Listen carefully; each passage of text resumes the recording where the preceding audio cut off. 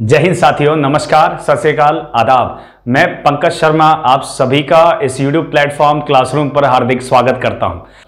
आज टेंस के अंदर मैं पास्ट इंडेफिनिट टेंस पढ़ाने वाला हूं। अभी तक प्रेजेंट परफेक्ट टेंस कंप्लीट कर लिया, present indefinite, present continuous and present perfect and present perfect continuous. ये चार मैंने टेंस अच्छे से आपको पढ़ा दिए। इसके अलावा मैंने आपको सिंस और फोर के ऊपर बहुत डिटेल से सिंस के लिए अलग से क्लास बनाई, फोर के लिए अलग से क्लास बनाई और एक सिंस और फोर की मिक्स एक अलग से क्लास बनाई। यानी 3 क्लासेस सिर्फ और सिर्फ किसकी हैं? 3 क्लासेस सिंस और फोर की हैं। कंप्लीटली मैंने सिंस और फोर पढ़ाया आपको। प्रेजेंट परफेक्ट टेंस और प्रेजेंट परफेक्ट कंटिन्यूअस टेंस के बीच में डिफरेंस बताया। मैंने प्रेजेंट टेंस आपको कंप्लीटली पढ़ा दिया है, उसमें कुछ भी नहीं बचा है।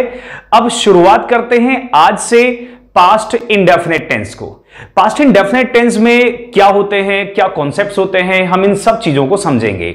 और इसमें भी मैं आपको जो पढ़ाने वाला हूं वो मैं पढ़ाऊंगा आज आपको स्ट्रक्चर। सबसे पहले स्ट्रक्चर पढ़ाऊंगा और फिर उसके बाद में हम इसके कॉन्सेप्ट्स को और रूल्स को समझेंगे ना। स्ट्रक्चर में मैं आपको ऑलरेडी बता चुका हूं कि जो स्ट्रक्चर होता है किसी भी सेंटेंस का, वो हम 2, 3 या 4 तरीके से बना सकते हैं।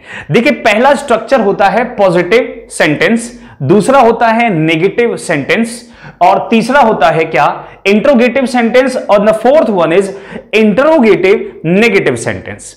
हम इन चारों स्ट्रक्चर्स को अच्छे से पढ़ेंगे और समझेंगे। सबसे पहले इसको समझ लेते हैं कि पास्ट इंडेफिनिट टेंस क्या है। और आज मैं आपको पास्ट इंडेफिनिट टेंस मैं आपको आज एक पोयम से सिखाऊंगा। सबसे पहले स्ट्रक्चर पढ़ेंगे, फिर पोयम से पूरा पास्ट इंडेफिनिट टेंस पोयम से याद करवा दूंगा। यानी एक छोटी सी कहानी और एक पोयम होगी, हमेशा के लिए पास्ट इंडेफिनिट टेंस याद हो जाएगा। चलिए अब शुरू करते हैं। पास्ट इंडेफिनिट टेंस का यूज कहां करेंगे बच्चों? कोई भी एक्शन जो पास्ट में हुआ था, जैसे कल हुआ था या 2 दिन पहले हुआ था या 1 महीना पहले हुआ था, यानी पास्ट में जो टाइम बीत चुका है, ऐसा टाइम जो बीत गया है, उसमें अगर कोई आपने एक्शन किया या किया था तो वहां पर हम इस टेंस का यूज करते हैं। देखिए, सबसे पहले स्ट्रक्चर से शुरू करते हैं।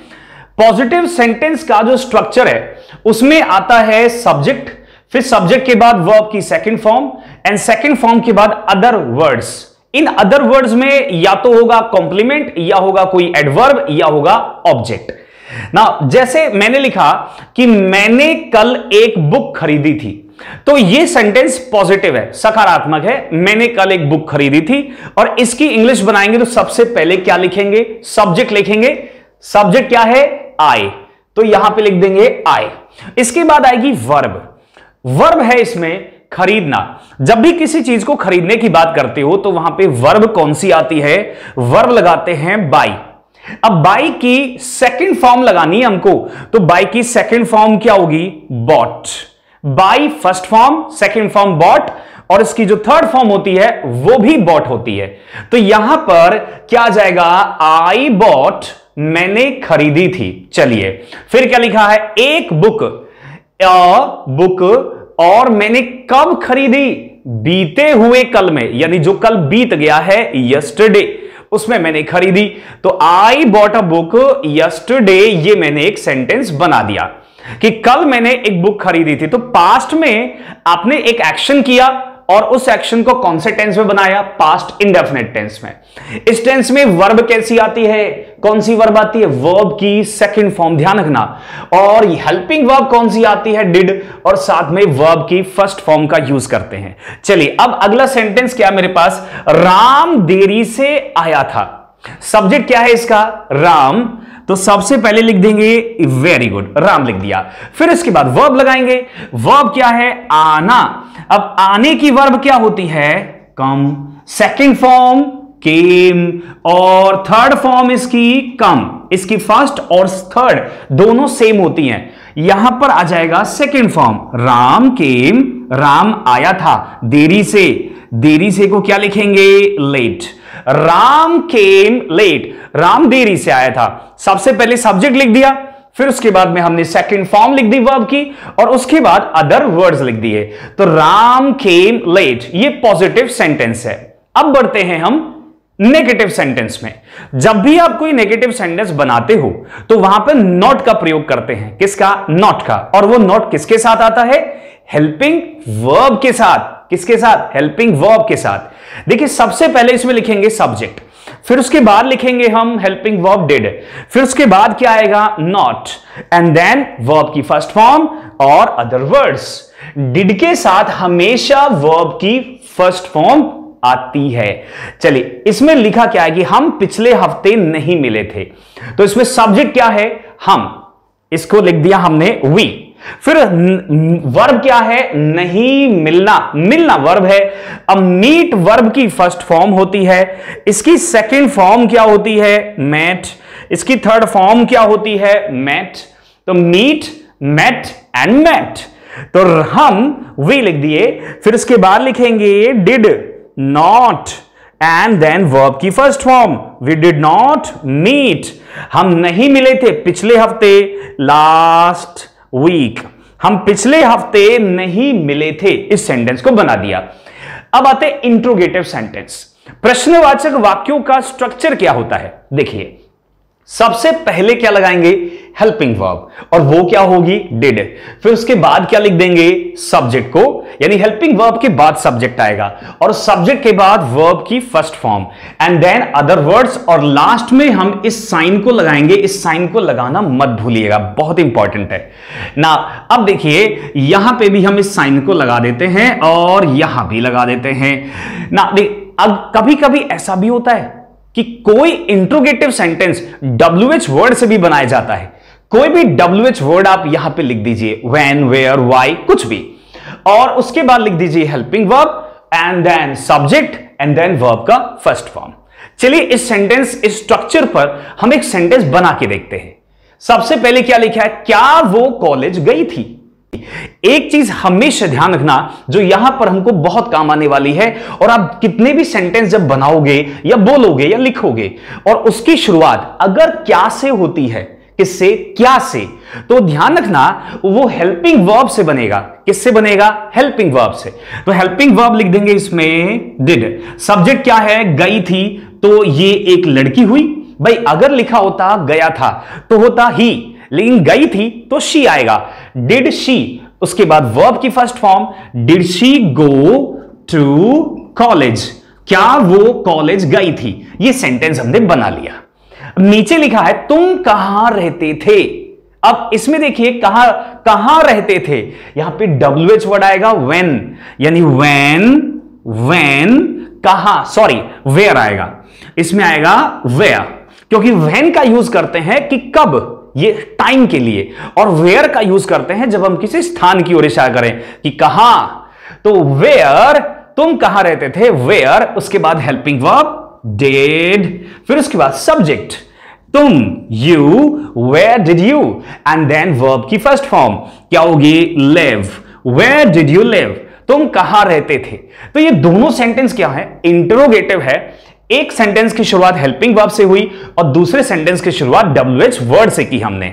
चलिए, अब आते हैं इंट्रोगेटिव नेगेटिव सेंटेंस। ये जो इंट्रोगेटिव नेगेटिव सेंटेंस होते हैं, इनको हम बनाते कैसे हैं? देखो जरा, इसका स्ट्रक्चर समझ लीजिए एक बार।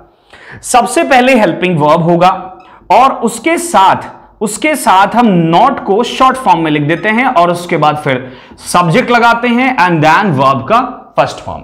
इस तरह से बनाते हैं। यानी आप सिर्फ इंट्रोगेटिव सेंटेंस में क्या लगा दीजिए? नॉट लगा दीजिए, फिर वो एक इंट्रोगेटिव नेगेटिव सेंटेंस बन जाएगा। तो ये मैंने आपको कितने स्ट्रक्चर सिखाए? 4, positive, negative and interrogative and interrogative negative sentences. किसी भी सेंटेंस को बनाने के ये 4 स्ट्रक्चर्स होते हैं। इन 4 स्ट्रक्चर्स से ही आप कोई सा भी, दुनिया का कैसा भी सेंटेंस आप बना सकते हो, लिख सकते हो और बोल सकते हो।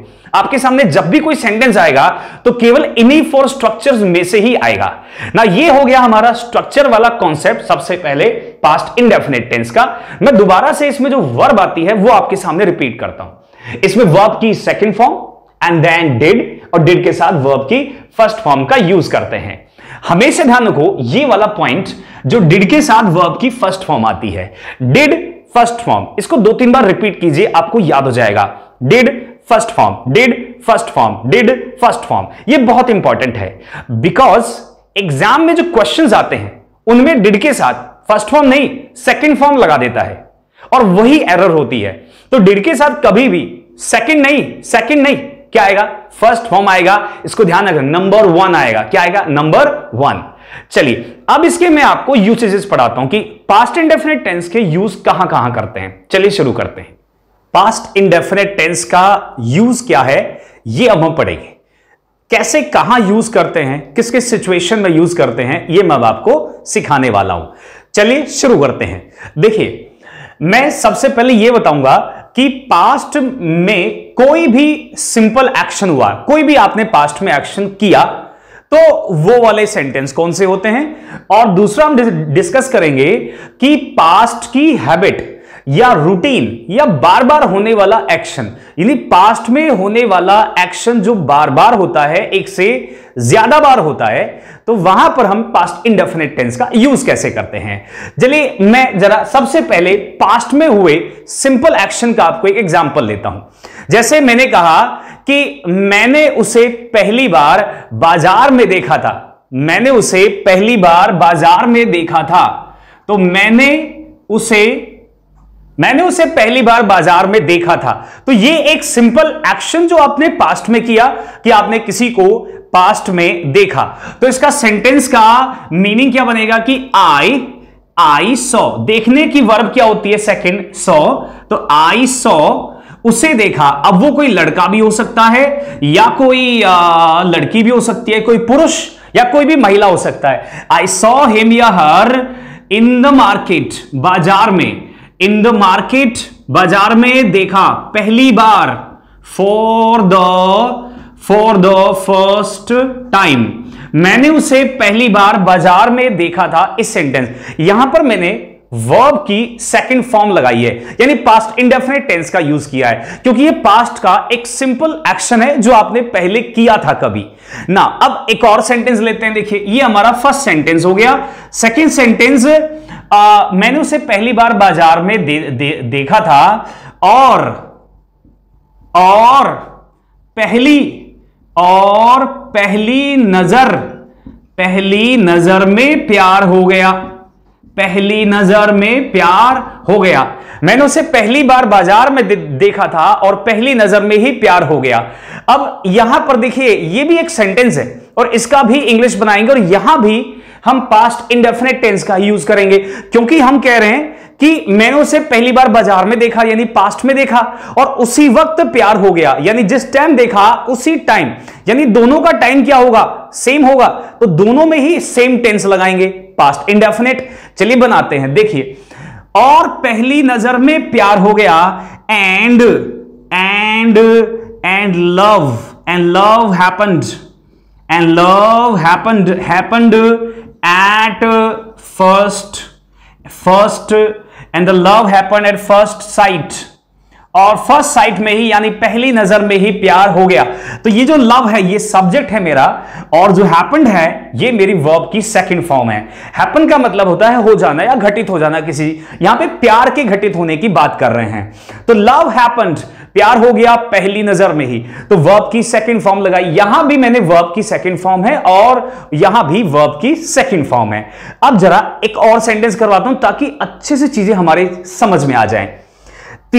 थर्ड सेंटेंस लिखा कि उस साल में एग्जाम्स में फेल हो गया। उस साल में एग्जाम्स में फेल हो गया। तो इन दोनों सेंटेंस का परिणाम क्या निकला कि वो फेल हो गया। तो उस साल, तो इस किस साल की बात कर रहे हैं? उस साल जिस साल उसने उसको मार्केट में देखा था पहली बार और उसको प्यार हो गया था, उसी वर्ष वो क्या हो गया? उसी वर्ष वो फेल हो गया। तो आप मोरल ऑफ द स्टोरी आप समझ ही गए होंगे कि इस स्टोरी का मोरल क्या है। चलिए, हमें उससे मतलब नहीं है, अभी हम सेंटेंस को समझ रहे हैं और इंग्लिश को सीख रहे हैं। पास्ट इंडेफिनिट टेंस कैसे यूज करता है बस इसी को समझ रहे हैं। ज्यादा कुछ अपने दिमाग में मत लाओ, सीधा पढ़ाई पे ध्यान दो। सीरियस बात है, ज्यादा इधर उधर सोचना नहीं। अब ना उस साल में एग्जाम्स में फेल हो गया, तो उस साल की इंग्लिश क्या बनेगी? दैट ईयर यानी उस साल, मैं सब्जेक्ट क्या है, आई, और फेल हो जाने को क्या बोलते हैं, फेल। तो आई फेल्ड, मैं फेल हो गया एग्जाम्स में, I failed in the exams, उस साल में I failed in the exams, और मैं उस साल फेल हो गया। तो ये जो 2-3 सेंटेंस मैंने करवाए कि कोई भी एक्शन आपने पास्ट में किया था, जैसे आप कहें मैं कल बाजार गया था, तो I went to the market, मैं कल राम से मिला था, तो आई मेट राम यस्टरडे, मैं पिछले हफ्ते मूवी देखने गया था, तो I went to watch a movie last week. तो इस तरह से सेंटेंस आप बना सकते हैं। कोई भी पास्ट में एक्शन आपने किया उसको हमेशा किस में बनाना है, पास्ट इंडेफिनिट टेंस में बनाना है। चलिए अब देखो, अब इधर वाले पॉइंट को समझते हैं। ये वाला जो पॉइंट है, मैंने आपको शुरुआत में बताया था कि मैं आपको आज पास्ट इंडेफिनिट टेंस कहानी से और पोयम से सिखाऊंगा। ये एक छोटी सी कहानी थी, और अब मैं इधर आपको एक छोटी सी पोयम सिखाने वाला हूं। मैं पोयम आपको सिखाऊं। पोयम क्या है, एक तरह से सॉन्ग है वो, और गाने से इस वाले पॉइंट को हम समझेंगे। मैं पढ़ा रहा हूं बच्चों को, सीरियसली मुझे पढ़ाने दो। तो मैं क्या कह रहा था कि मैं आपको एक सॉन्ग से सिखाऊंगा। सॉन्ग क्या है, जब मैं छोटा बच्चा था। चलिए इसकी इंग्लिश बनाते हैं, जब मैं छोटा बच्चा था, ठीक है। और आगे की आप जानते हैं, जब मैं छोटा बच्चा था बड़ी शरारत करता था। तो जब मैं छोटा बच्चा था बड़ी शरारत करता था। अब देखिए यहां पर ये वाला पॉइंट कैसे आया, ये भी मैं आपको समझाऊंगा। बड़ी शरारत करता था। एक और सेंटेंस लिखते हैं कि जब मैं छोटा बच्चा था, क्या, ट्विंकल ट्विंकल करता था, ट्विंकल ट्विंकल ट्विंकल ट्विंकल करता था। चलिए, जब मैं छोटा बच्चा था बड़ी शरारत करता था, जब मैं छोटा बच्चा था ट्विंकल ट्विंकल करता था। अब जब मैं बड़ा हो गया हूं तो ट्विंकल ट्विंकल करता हूं ना। अब जरा यहां पे इस सेंटेंस में बच्चों ध्यान दीजिएगा, ये गाना है और उसी सॉन्ग से, उसी पोयम से हम इस चीज को समझेंगे। पास्ट की हैबिट या रूटीन, बार बार होने वाला एक्शन। देखिए जब मैं छोटा बच्चा था, यानी मैं अपने ऊपर ले रहा हूं कि जब मैं छोटा सा था तो उसमें बड़ी शरारत करता था। तो ये मेरा एक तरह से क्या था, मेरा रूटीन था। रोजाना मुझे शरारत करना अच्छा लगता था। It was my habitual action, it was my habit, और बार बार होने वाला एक्शन था।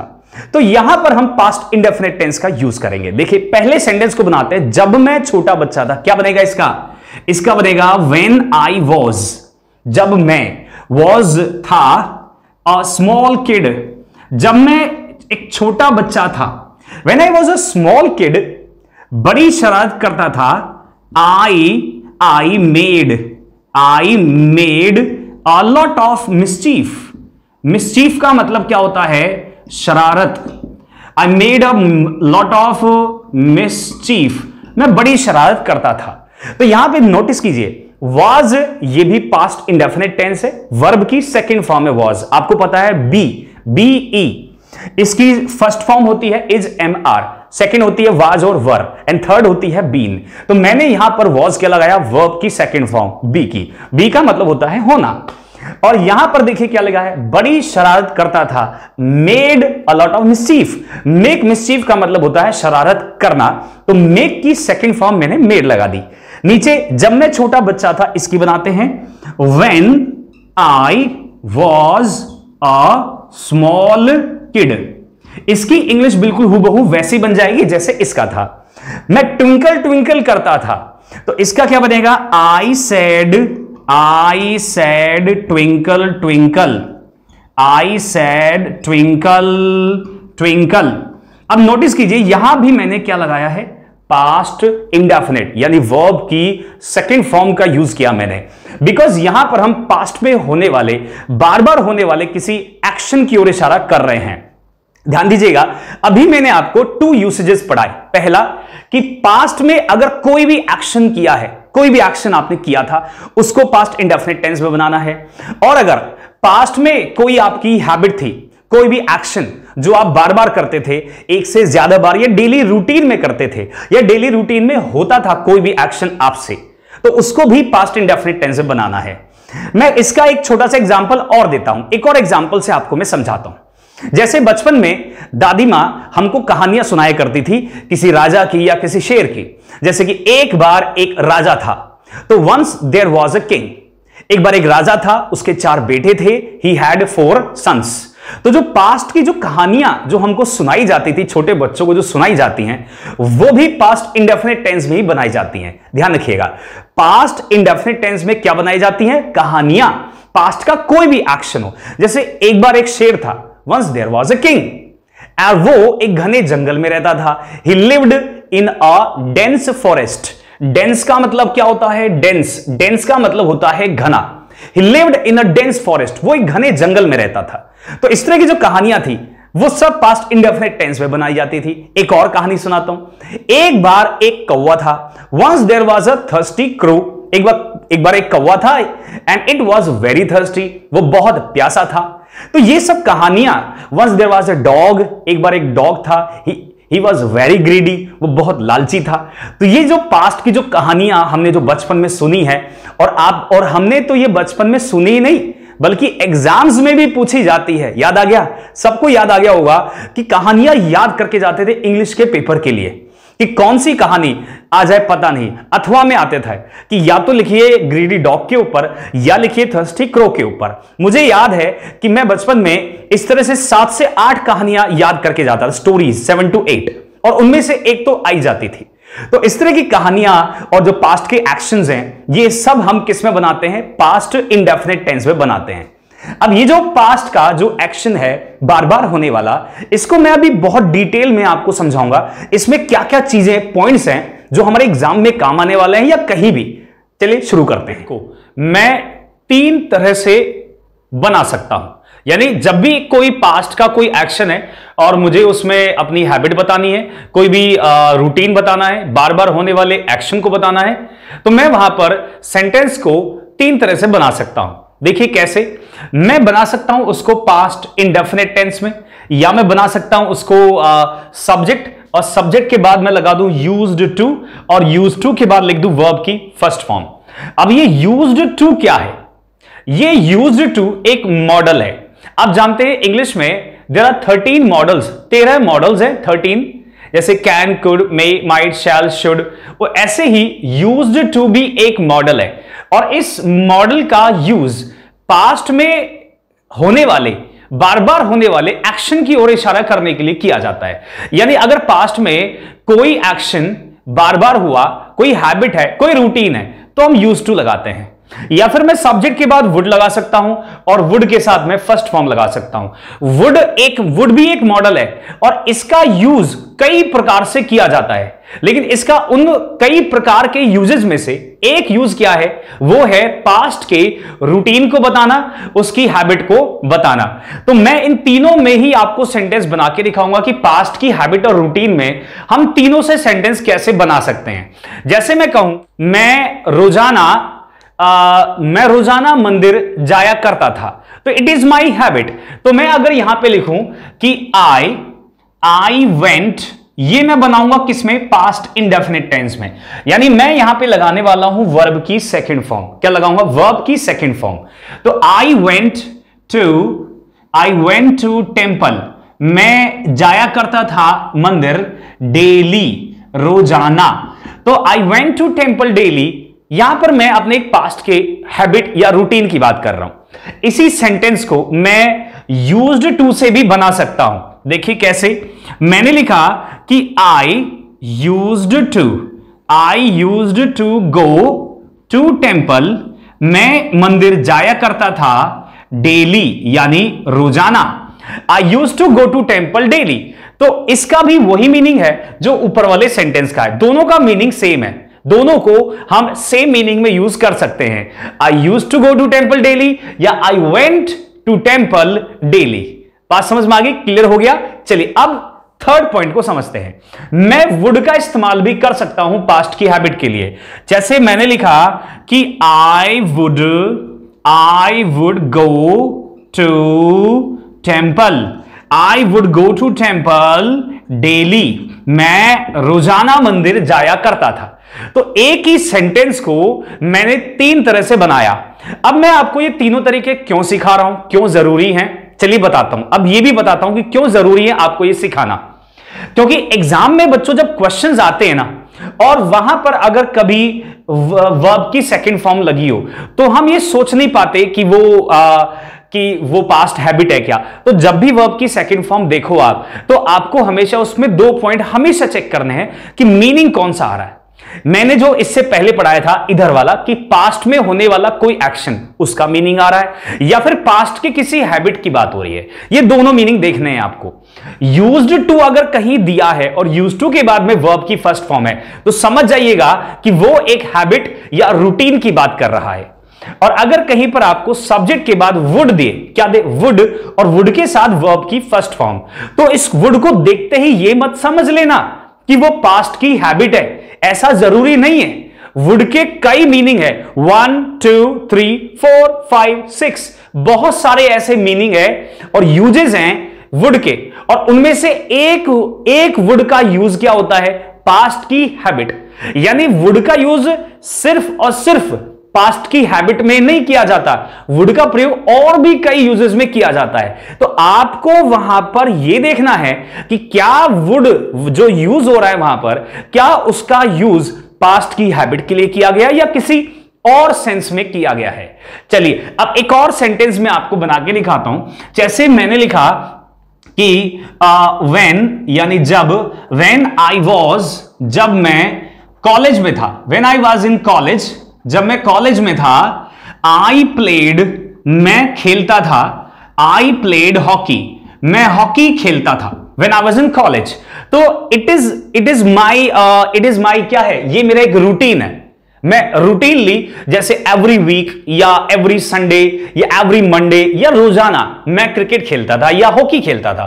तो it is my routine, it is my habit. मैं इसको इससे भी बना सकता हूं, मैं लिख सकता हूं I used to play hockey, मैं लिख सकता हूं I used to play hockey, मैं हॉकी खेलता था। और मैं इसको वुड से भी बना सकता हूं, जैसे मैं लिखा आई वुड प्ले हॉकी, मैं हॉकी खेलता था। यानी जब भी हमको पास्ट के एक्शन जो बार बार होता है, रूटीनली होता है, हैबिचुअल होता है, उसको हम 3 प्रकार से बना सकते हैं। कैसे, वर्ब की सेकंड फॉर्म लगाकर पास्ट इंडेफिनिट टेंस से, या फिर यूज्ड टू वर्ब की फर्स्ट फॉर्म से, या फिर वुड और वर्ब की फर्स्ट फॉर्म से। इन तीनों का यूज हम कर सकते हैं वहां पर, और मैं तीनों एग्जाम्पल आपको दिखाए। एक बार आप इसका स्क्रीनशॉट ले लीजिए, बहुत इंपॉर्टेंट है, शायद हो सकता है ये नहीं पढ़ा हो। जनरली जब पास्ट इंडेफिनिट टेंस पढ़ाया जाता है ना, तो वहां पे सिर्फ इतना बता दिया जाता है, क्या बताता हूं, वहां पे इतना बता देते हैं, यस्टरडे, एगो, अगर ये आए फलाना ढिमका, तो इनके साथ लगा दो पास्ट इंडेफिनिट टेंस, कर आओ पास्ट इंडेफिनिट टेंस। पर ऐसा नहीं होता, हर बार ऐसा नहीं होता, हर बार ऐसा क्वेश्चन नहीं आता जिसमें यस्टरडे या एगो से ही काम हो जाए। बस आपको कंप्लीट नॉलेज होनी चाहिए उस टेंस की, तब तक आप एग्जाम को क्लियर नहीं कर पाओगे।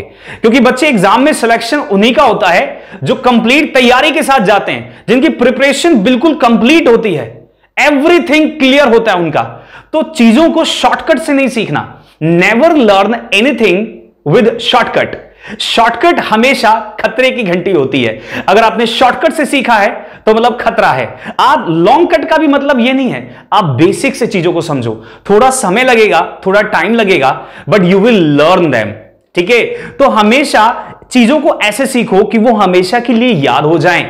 क्लियर है क्या? चलिए अब मैं आपको इसके बाद में मैं एक और कॉन्सेप्ट सिखाने वाला हूं, वेरी वेरी इंपॉर्टेंट कॉन्सेप्ट है। आप एक बार जल्दी से इसको लिख लीजिए और फिर हम आगे बढ़ते हैं। अब तक जितने भी कॉन्सेप्ट मैंने आपको पढ़ाए थे, आई होप आपको अच्छे से समझ में आ गए होंगे। अब एक और कॉन्सेप्ट है, बहुत ही अच्छा और बहुत ही कॉम्प्लिकेटेड है, और ज्यादातर बच्चे इसमें गलती करते हैं। मैक्सिमम लोग इसमें गलती करके आते हैं, और वो क्या गलती करते हैं ये भी मैं अभी आपको बताने वाला हूं, और आपको क्या गलती नहीं करनी ये भी बताने वाला हूं। देखिए बच्चों, मैंने इधर कुछ वर्ड लिखे हैं आपके लिए, ऑलरेडी लिख दिए ताकि हमारा टाइम बचे थोड़ा सा, because time is very precious, time is very very important. तो इसलिए टाइम बचाने के लिए मैंने ऑलरेडी वर्ड्स लिख दिए हैं। बच्चों ये जो मैंने वर्ड्स लिखे हैं ये सब क्या है, these are adverbs of frequency. ये सब एडवर्ब ऑफ फ्रीक्वेंसी हैं, यानी बारंबारता, बार बार होने वाले किसी एक्शन को बताने वाली एडवर्ब। फ्रीक्वेंसी का मतलब बारंबारता। जैसे कोई एक्शन बार बार होता है, जैसे मैं हमेशा सुबह इंग्लिश पढ़ाता हूं, तो ये बार बार होने वाला एक्शन है। उनको बताने के लिए हम कुछ एडवर्ब ऑफ फ्रीक्वेंसी का यूज करते हैं सेंटेंस में, और उनमें से ये कुछ एडवर्ब ऑफ फ्रीक्वेंसी हैं ना। आपके दिमाग में अब कुछ एक बात आई होगी शायद कि sir in adverb of frequency का जो यूज होता है हम जनरली कहां करते हैं, प्रेजेंट इंडेफिनिट टेंस में। कहां पर हम जनरली इनका यूज करते हैं, प्रेजेंट इंडेफिनिट टेंस में। और ये आपके दिमाग में आ गया होगा अभी तक तो, और नहीं आया तो शायद अब आ जाएगा कि प्रेजेंट इंडेफिनिट टेंस मैंने आपको पढ़ाया था कि इन फ्रीक्वेंसीज के साथ हम प्रेजेंट डेफिनेट टेंस लगाते हैं। लेकिन आज अब एक नई बात और आपको सिखाने वाला हूं जो शायद मैंने अब तक नहीं पढ़ाई थी और प्रेजेंट डेफिनेट टेंस में नहीं बताई थी, क्योंकि एक सीक्रेट रखा था मैंने कि चलो आगे जाके जब उसकी बारी आएगी तब पढ़ाऊंगा। क्या है कि इन फ्रीक्वेंसीज के साथ, ये जो एडवर्ब्स हैं, इन एडवर्ब्स के साथ मैं पास्ट इंडेफिनिट टेंस भी लगा सकता हूं। क्या लगा सकता हूं मैं पास्ट इंडेफिनिट टेंस भी लगा सकता हूं। अब आपके दिमाग में आएगा क्या दोनों टेंस आ सकते हैं? बिल्कुल आ सकते हैं। प्रेजेंट इंडेफिनिट टेंस और पास्ट इंडेफिनिट टेंस, इन दोनों का काम एक जैसा होता है। क्या होता है? ये दोनों बार बार होने वाले एक्शन को बता सकते हैं। प्रेजेंट डेफिनेट टेंस कब आता है? जब रूटीन में कोई काम हो, हैबिचुअली कोई काम हो, रोज काम हो, फ्रीक्वेंसी हो जिसके अंदर। और पास्ट इंडेफिनेट टेंस भी तो पास्ट की हैबिट को बता सकता है, पास्ट के रूटीन को बता सकता है, बार बार होने वाले एक्शन को बता सकता है। तो ये दोनों ही टेंस एक जैसी चीज बता सकते हैं। तो मैं यहां पर टेंस दोनों लगा सकता हूं। जैसे मैं आपको एग्जांपल देके समझाता हूं। मैंने एक एग्जांपल लिया कि मैं रोजाना एवरीडे, मैं एवरीडे का एग्जांपल लेता हूं कि मैं रोजाना इंग्लिश पढ़ाता हूं। I teach English every day. मैं रोजाना इंग्लिश पढ़ाता हूं। यह मैंने प्रेजेंट इंडेफिनिट टेंस में बनाया। अब दूसरा एग्जांपल लेते हैं जिसको बनाएंगे पास्ट इंडेफिनिट टेंस में कि आई टीच की सेकंड फॉर्म लगा दूंगा मैं यहां, टॉट। आई टॉट इंग्लिश, मैं इंग्लिश पढ़ाता था एवरी डे, रोजाना। मैं एवरी डे इंग्लिश पढ़ाता था। तो दोनों सेंटेंस मैंने किस में बनाए? एक बनाया प्रेजेंट इंडेफिनिट में, दूसरा पास्ट इंडेफिनिट में। ये जो पहला वाला सेंटेंस है ना प्रेजेंट डेफिनिट, ये बता रहा है कि ये मेरा काम है जो एवरीडे करता हूं, यानी कल भी किया था, आज भी कर रहा हूं और आगे भी करता रहूंगा। तो प्रेजेंट डेफिनिट टेंस मेरी एक हैबिट बता रहा है वर्तमान की। चलिए, पास्ट इंडेफिनिट टेंस कब की हैबिट बता रहा है? पास्ट की बता रहा है। ठीक है, तो दोनों, अगर कभी भी आपको इन एडवर्ब ऑफ फ्रीक्वेंसीज के साथ इन दोनों में से कोई भी टेंस अगर आपको दिख जाता है तो सेंटेंस नो एरर मान के चलना है। क्या है? No error. आपको सेंटेंस में नो एरर मान के आना है, एरर नहीं माननी उसमें। ऐसा नहीं सोचना है कि अगर पास्ट इंडेफिनिट टेंस आ गया तो वो गलत है और उसकी जगह पर लगा दूं मैं प्रेजेंट इंडेफिनिट टेंस। ऐसा बिल्कुल भी नहीं सोचना है हमको। ठीक है, चलिए, अब होता क्या है कि अगर सेंटेंस में ऑलरेडी लिखा हुआ आया तब तो वो सही है, लेकिन अगर उसने हमें ऑप्शंस में दिए, किस में दिए? ऑप्शंस दिए उसने हमको। जैसे मैं आपको एक ऑप्शन वाला क्वेश्चन देता हूं। जैसे इसी क्वेश्चन को लेते हैं कि आई खाली जगह इंग्लिश और इंग्लिश एवरी डे। इस कॉन्सेप्ट को समझना। और मैंने ए ऑप्शन में लिखा टीच और मैंने बी ऑप्शन में लिखा टॉट, वर्ब की सेकंड फॉर्म। ये प्रेजेंट इंडेफिनिट टेंस है, ये पास्ट इंडेफिनिट टेंस है। दोनों टेंस मैंने लगा दिए जो आ सकते हैं। आप मुझे बताओ ए सही होगा या बी, यानी प्रेजेंट इंडेफिनिट टेंस आएगा या पास्ट इंडेफिनिट टेंस होगा? कौन सा होगा? सोचिए, थोड़ा सा सोचिए कि विच वन इज करेक्ट या विच वन इज बेटर। दोनों ठीक हैं, लेकिन मोर प्रॉपर कौन है? Which one is more proper in this situation? Answer होगा हमारा क्या? टीच। अगर दोनों ऑप्शंस में दिए हैं तो आपको प्रेजेंट इंडेफिनिट टेंस चुनना है, लेकिन अगर दोनों सेंटेंस में आ जाते हैं इस प्रकार से तो उन दोनों को ही करेक्ट मान के चलना है। ये भी सही है और ये भी सही है, both are correct. I hope आपको ये चीज समझ में आ गई होगी। ये बहुत इंपॉर्टेंट कॉन्सेप्ट है, याद रखिएगा इसको। बहुत बच्चे इसमें क्या गलती करके आते हैं, यही गलती करके आते हैं कि जैसे ही उन्होंने देखा एवरीडे, किसके साथ, एवरीडे के साथ या डेली, ऑलवेज, नेवर, इनके साथ जब वो पास्ट इंडेफिनिट टेंस को देखते हैं, किसको, पास्ट इंडेफिनिट टेंस को, तो उसको गलत मानते हैं और उसकी जगह लगा के क्या आ जाते हैं, प्रेजेंट इंडेफिनिट टेंस, जो कि बहुत बड़ी गलती करते हैं वो। तो अब से आपको यह गलती नहीं करनी। मैं फिर से रिपीट कर रहा हूं, अगर सेंटेंस में ऑलरेडी प्रेजेंट इंडेफिनिट टेंस या पास्ट इंडेफिनिट टेंस अगर ये आ जाए तो बोथ आर करेक्ट, दोनों सही है। और अगर वो हमको ऑप्शन देके पूछे कि प्रेजेंट डेफिनिट टेंस सही होगा या पास्ट इंडेफिनिट टेंस सही होगा, तो हमें चुनना है किसको, प्रेजेंट इंडेफिनिट टेंस को वहां पर चुन के आना है। क्लियर, समझ में आ गया? ये वाला कॉन्सेप्ट भी क्लियर हो गया ना। अब मैं इसके बाद में आज मैं आपको बहुत सारे कॉन्सेप्ट सिखाने वाला हूं पास्ट इंडेफिनिट टेंस के। अब जरा एक और कॉन्सेप्ट की ओर बढ़ते हैं और उसे पढ़ते हैं। इतने सारे कॉन्सेप्ट्स ऑलरेडी हमारे हो चुके हैं। अब आज का एक फाइनल और बहुत ही शानदार कॉन्सेप्ट देखो क्या है।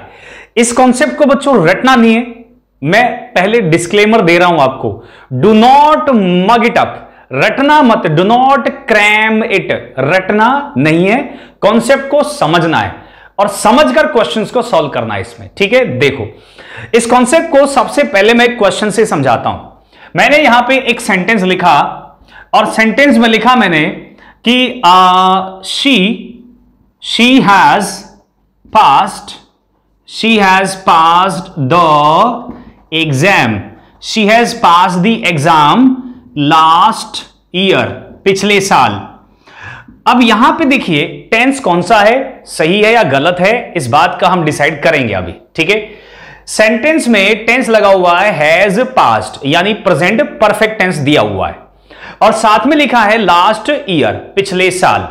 याद है मैंने आपको प्रेजेंट परफेक्ट टेंस में पढ़ाया था कि अनफिनिश्ड टाइमलाइन और फिनिश्ड टाइमलाइन, याद आ गया कि फिनिश्ड टाइमलाइन का मतलब जो टाइमलाइन फिनिश हो चुकी है जिसका अब कोई इफेक्ट नहीं है यहां पर, तो फिनिश्ड टाइमलाइन के साथ पास्ट इंडेफिनिट टेंस लगाते हैं। तो वही कॉन्सेप्ट पास्ट इंडेफिनिट टेंस में अब मैं आपको अच्छे से डिटेल में पढ़ा रहा हूं। लास्ट ईयर यानी पिछले साल की बात हो रही है जो कि खत्म हो चुका है, ध्यान रखिएगा। लास्ट ईयर फिनिश हो गया, अब वर्तमान से उसका कोई रिलेशन नहीं है, वर्तमान से कोई रिलेशन नहीं है तो फिर हम प्रेजेंट परफेक्ट टेंस लगाएंगे क्यों? जब प्रेजेंट परफेक्ट टेंस का मतलब इसका लास्ट ईयर का रिलेशन प्रेजेंट के साथ है ही नहीं तो प्रेजेंट परफेक्ट टेंस नहीं आएगा। यहां पर कौन सा टेंस आएगा? Past indefinite. जैसे मैं हैज हटा दूंगा तो पास्ट क्या बन जाएगा? वर्ब की सेकंड फॉर्म। तो ध्यान रखें लास्ट ईयर या लिखा हो लास्ट वीक या लास्ट मंथ, इनके साथ हम क्या लगाते हैं? रटना नहीं है, समझो। लास्ट ईयर या लास्ट वीक या फिर लास्ट मंथ या फिर लिखा हो लास्ट नाइट, इनका कॉन्सेप्ट क्या है? इनका कॉन्सेप्ट ये है कि ये वो टाइमलाइन है, वो समय है जो बीत चुके हैं और प्रेजेंट से इनका कोई रिलेशन नहीं है, इसलिए इनके साथ हम क्या लगा देते हैं? पास्ट इंडेफिनिट टेंस लगाते हैं। अच्छा, कभी कभी ऐसा भी होगा कि वहां पर कोई इस तरह का टाइम भी दिया होगा, जैसे 2 days ago यानी 2 दिन पहले, या मैं कहूं कि 2 weeks ago 2 हफ्ते पहले, या 2 साल पहले 2 years ago, या 3 महीने पहले 3 months ago। तो इनके साथ भी हम क्या लगाते हैं? Past indefinite. या लिखा हो पास्ट का जैसे बीता हुआ दिन, यस्टरडे, अगर ये दिया हो, या पास्ट का कोई ऐसा टाइम दिया हो जो केवल जो पास्ट का है, प्रेजेंट या फ्यूचर का नहीं। जैसे मैं कहूं इन मई यानी मई में, तो अभी आज 29 जून है, तो आज 29 जून है, तो आज की मैं कब की बात कर रहा हूं? मई की, ठीक है। तो मई क्या हो गया? पास्ट का, प्रेजेंट से कोई रिलेशन नहीं है। अगर मैं बोलूं ऑन 28 जून, अर्थात 28 जून को, अब 28 जून निकल चुकी है, प्रेजेंट आज क्या है 29 जून, तो ये बीती हुई डेट है जो जा चुकी है, इसके साथ भी हम क्या लगा देंगे, पास्ट इंडेफिनिट। कोई भी पास्ट की डेट हो, कोई भी पास्ट का मंथ हो, या पास्ट का कोई ईयर हो, जैसे मैं बोलूं इन 2020 2020 में, तो ये बीत चुका है। अगर मैं बोलूं इन विंटर, अब विंटर कौन सी, देखो सर्दियां आने वाली भी हैं और जा चुकी भी हैं, तो अगर आप बीती हुई सर्दी की बात करो कि इन विंटर मतलब सर्दियों में, या इन समर जो पिछले साल वाली गर्मी थी, अगर उसकी बात करें हम, तो पास्ट इंडेफिनिट टेंस आएगा। अगर मैं कहूं जैसे मैं बोलूं इसमें कि ऑन दिवाली, तो या ऑन होली, कोई भी त्योहार हो, होली दिवाली, होली निकल चुकी है, तो बीती हुई होली की बात करूंगा तो पास्ट इंडेफिनिट। अगर मैं पिछले साल वाली दिवाली की बात करता हूं तो पास्ट इंडेफिनिट। तो ऐसा कोई भी टर्म जो निकल चुका है उसकी बात करेंगे तो पास्ट इंडेफिनिट टेंस आता है। एक और एग्जांपल से मैं आपको समझाता हूं, जैसे मैं कहूं ऑन मंडे, मंडे को मैंने आपको 4 का कॉन्सेप्ट पढ़ाया था, 4 का कंप्लीट कोर्स पढ़ाया था। तो ऑन मंडे आज अगर मैं बोलता हूं तो वो बीता हुआ समय कहलाएगा, क्योंकि आज ट्यूसडे है और कल मंडे था, तो मंडे बीत चुका है, उसके साथ भी क्या आएगा, पास्ट इंडेफिनिट। ऐसा कोई भी टाइम लाइन जो निकल चुका है, जा चुका है, खत्म हो चुका है, प्रेजेंट से कोई रिलेशन नहीं है, तो वहां पास्ट इंडेफिनिट टेंस लगाते हैं। जैसे देखिए, मैं पहला एग्जांपल तो ये हो गया, दूसरा लिखूं कि आई वॉज बॉर्न इन जुलाई। ठीक है, मैं कहूं कि आई वॉज बॉर्न इन जुलाई, मैं जुलाई में पैदा हुआ था, तो मैं किस जुलाई की बात कर रहा हूं, जो आने वाली जुलाई है उसकी नहीं, मैं उस जुलाई की बात कर रहा हूं जो बीत चुकी है, क्योंकि जुलाई तो बहुत सारी आई, लेकिन कौन सी जुलाई, उस जुलाई में जिस जुलाई में मैं पैदा हुआ था। तो जुलाई जो निकल चुकी हम उसकी बात कर रहे हैं, तो इसलिए मैंने इन जुलाई के साथ क्या लगा दिया, वॉज, पास्ट इंडेफिनिट टेंस लगाया। इनके साथ ये जो मैंने पॉइंट्स लिखे हैं ये क्या है, सब इन सब को नोटिस करिएगा, ये सब पास्ट के पॉइंट ऑफ टाइम है। एक बार ध्यान से देखो, दीज आर पास्ट के पॉइंट ऑफ टाइम, ये पास्ट के पॉइंट ऑफ टाइम है, भूतकाल में कोई समय बिंदु है। अगर ऐसा समय बिंदु हमको दिया जाए तो उसके साथ हम पास्ट इंडेफिनिट टेंस लगाते हैं। इसके अलावा कुछ 2-3 पॉइंट और मैं सिखाता हूं, जैसे अगर वहां पे लिखा हो जस्ट देन, तो देन का मतलब क्या हुआ समझो, देन का मतलब हुआ तब, क्या हुआ, तब का मतलब कब। देखो अब का अपोजिट क्या होता है, अब का अपोजिट क्या होगा, अब का अपोजिट होगा तब। तो अब और तब में क्या डिफरेंस हुआ, इसको अंडरस्टैंड कीजिए। अब का मतलब वर्तमान और तब का मतलब जो बीता हुआ समय है, या ये भी हो सकता है कि आने वाले समय की बात कर रहे हैं, लेकिन वर्तमान तो नहीं है ना, इतना तो पता है। तो यानी तब कब, पास्ट की बात कर रहे हैं। तो अगर वहां पे जस्ट देन लिखा हो या सिर्फ देन भी लिखा हो तो भी पास्ट इंडेफिनिट टेंस लगाएंगे। जैसे मैं बोलूं कि भाई she has left just then, तो अब उसने प्रेजेंट परफेक्ट टेंस दिया है। क्यों दिया है इसको भी समझो, गलत है पर गलत में भी प्रेजेंट परफेक्ट टेंस ही क्यों दिया उसने, कोई और टेंस क्यों नहीं, बताता हूं। आपने ये पढ़ा होगा जस्ट नाउ, ठीक है, पढ़ा है ना आपने, मैंने आपको पढ़ा चुका हूं। जस्ट देन और जस्ट नाउ में डिफरेंस केवल देन और नाउ का है।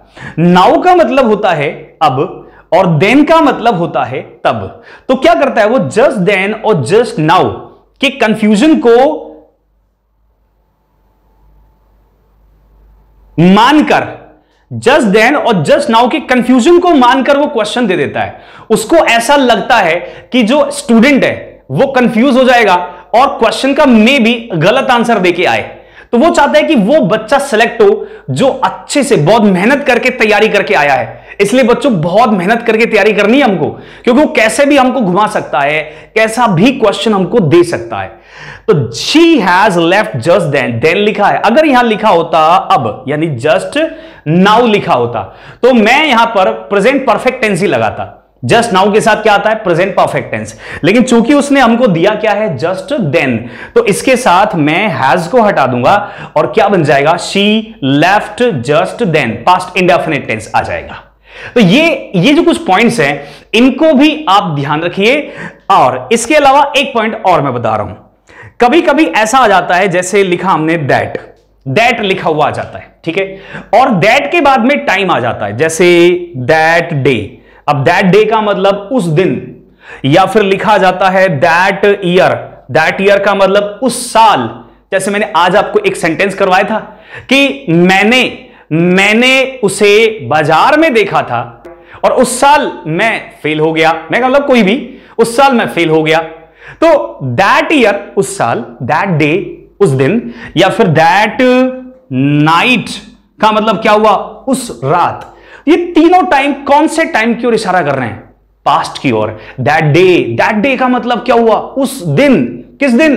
बीत चुका उस दिन, जो बीत चुका है उस दिन की बात कर रहे हैं। दैट ईयर उस साल, या दैट नाइट उस रात। तो दैट के बाद अगर कोई टाइम आता है, समझिएगा, दैट के बाद अगर कोई टाइम आता है, डे, नाइट, ईयर, मंथ, ऐसा कुछ भी, तो हम वहां पर पास्ट इंडेफिनिट टेंस लगाएंगे। कौन सा टेंस? Past indefinite. तो याद रखिए हमेशा, last year, last week, last month, last night, 2 days ago, yesterday in May, on 28th June, in 2020, in winter, on Diwali, on Holi, on Monday, या फिर just then, या फिर that day, that year, that night। अगर इस type का हमें time दिया जाए तो ये कौन से टाइम की ओर इशारा करता है? जो टाइम बीत चुका है, जा चुका है, अब प्रेजेंट में उसका कोई कनेक्शन नहीं है, इसलिए उसके साथ हम पास्ट इंडेफिनिट टेंस लगाते हैं।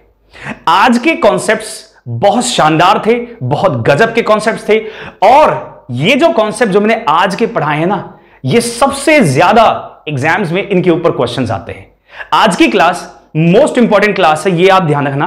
और आपके पास कोई भी बुक है इस समय, जैसे आप अगर मदर्स एजुकेशन हब के स्टूडेंट हैं तो आपके पास मदर्स की बुक होगी, या आप किसी अदर इंस्टीट्यूट के स्टूडेंट हैं तो आपके पास उसकी बुक होगी। तो आप एक बार टेंस के क्वेश्चंस को निकालकर टेंस के क्वेश्चंस को सॉल्व करने की कोशिश करना, देखना कि आपसे सॉल्व होते हैं क्या।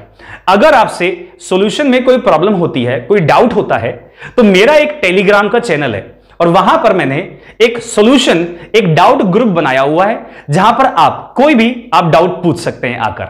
आपका कोई भी डाउट है, कोई भी सॉल्यूशन लेना है तो वहां पे आके पूछ सकते हैं। लेकिन उससे पहले आप एक बार खुद कोशिश करना क्वेश्चंस को सॉल्व करने की, लास्ट ईयर या प्रीवियस ईयर के क्वेश्चंस को उठाना जो टेंस वाले हैं, ठीक है, क्योंकि मैं प्रेजेंट तो पूरा पढ़ा चुका हूं और पास्ट में भी पास्ट इंडेफिनिट टेंस मैंने आपको काफी कुछ पढ़ा दिया।